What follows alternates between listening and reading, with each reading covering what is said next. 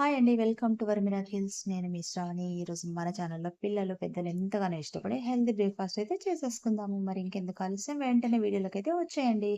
And ఈ వీడియోనైతే మీరు స్కిప్ చేయకుండా చివరిదాకా చూడండి. ముందుగా ఒక మిక్సీ జార్ తీసుకొని అందులోకి జల్లించి పెట్టుకున్న ఒక కప్పు దాకా అటుకులనేది వేసుకుంటున్నాననమాట. తర్వాత అదే కప్పుతో ఒక కప్పు బొంబాయి రవ్వ, ఒక కప్పు సేమియా అనేది వేసుకొని ఈ మూడింటిని కలిపి మెత్తంగా ఫైన్ పౌడర్ లాగా వేసేసుకుందామనమాట.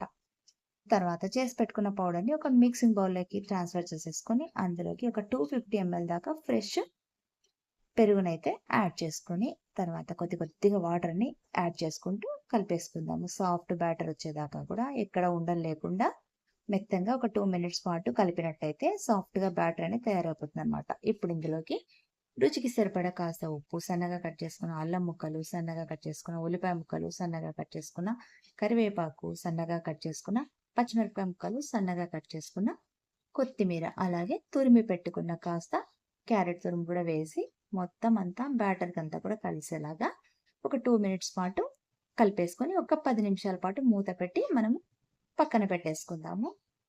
తర్వాత స్టవ్ వెలిగించుకొని స్టవ్ పైన దోస తవా పెట్టుకొని దానిపైన మరి పల్చగా కాకుండా అలా అని మరి మందంగా కాకుండా మీడియంగా వేసుకున్నట్టయితే అండ్ లో టు మీడియం ఫ్లేమ్ మీదనే ఈ దోస అనేది మనము ఫ్రై చేసుకోవాలి. లేదంటే తొందరగా అనేది మాడిపోతుందనమాట.